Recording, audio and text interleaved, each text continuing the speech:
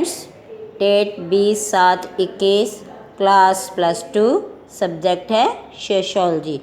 बच्चों, आज हम करेंगे चैप्टर 5 वर्ग असमानताएं, क्लास इनइक्वालिटीज़।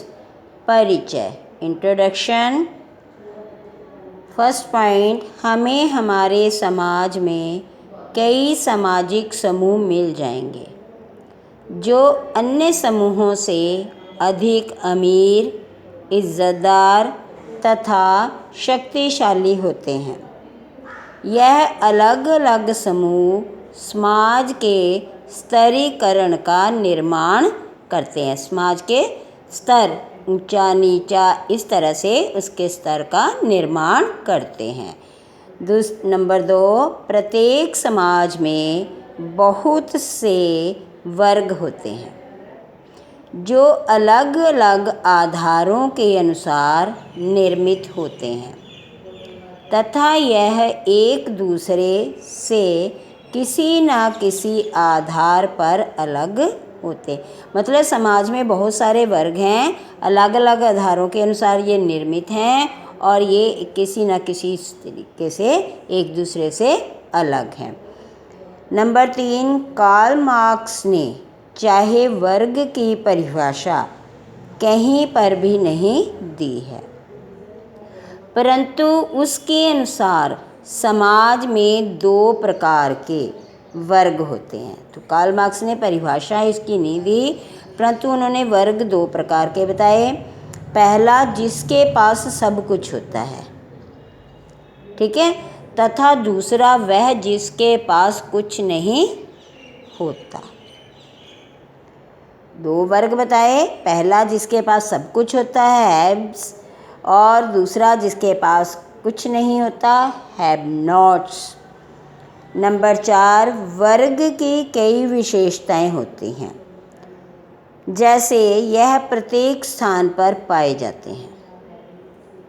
इनमें स्थिति अर्जित की जाती है, मतलब खुद अपना स्टेटस बनाया जाता है।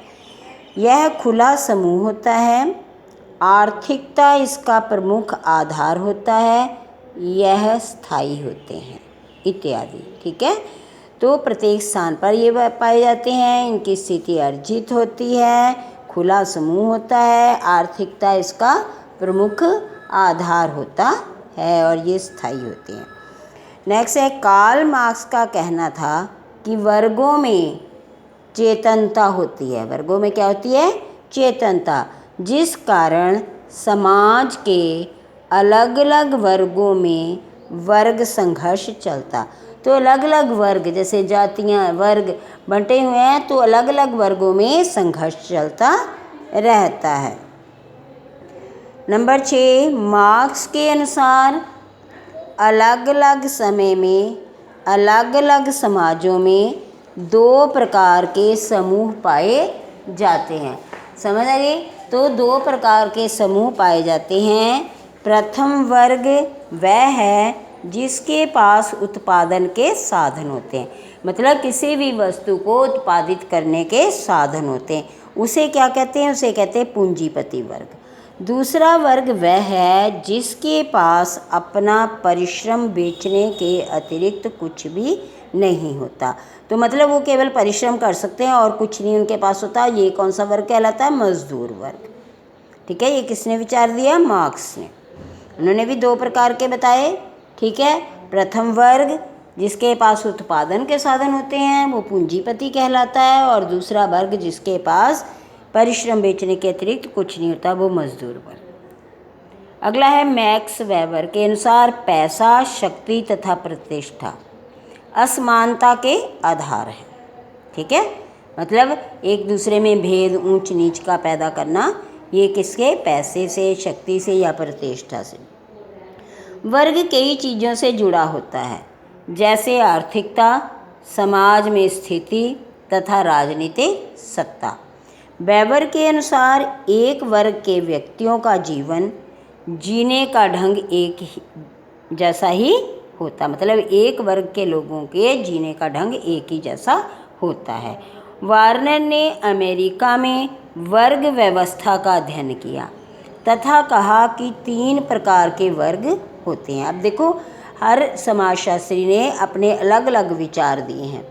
पहला उन्होंने कहा उच्च वर्ग, मध्य वर्ग तथा निम्न वर्ग। उन्होंने बाकियों ने बताया 2-2 प्रकार के वर्ग, और इन्होंने बताया 3 प्रकार के वर्ग होते हैं, उच्च वर्ग, मध्य वर्ग और निम्न वर्ग। यह तीनों वर्ग आगे जाकर उच्च, मध्य तथा निम्न में विभाजित हो जाते हैं।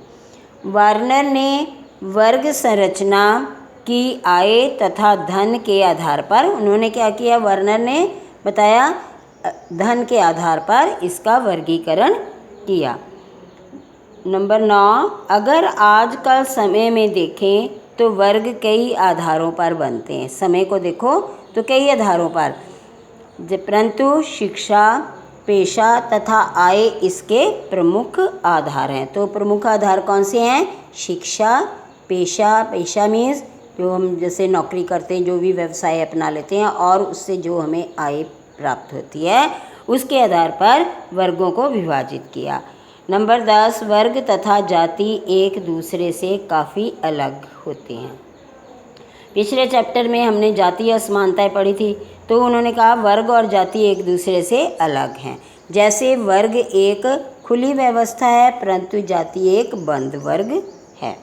वर्ग में स्थिति अर्जित की जाती है, परंतु जाति में प्रदत्त होती है, कि ये हमारे मतलब कि हमें अपने परिवार से प्राप्त होती है। वर्ग में गतिशीलता होती है, परंतु जाति में नहीं होती। तो बच्चों ये पॉइंट्स आपने पढ़ने हैं। ओके बेटा, थैंक यू।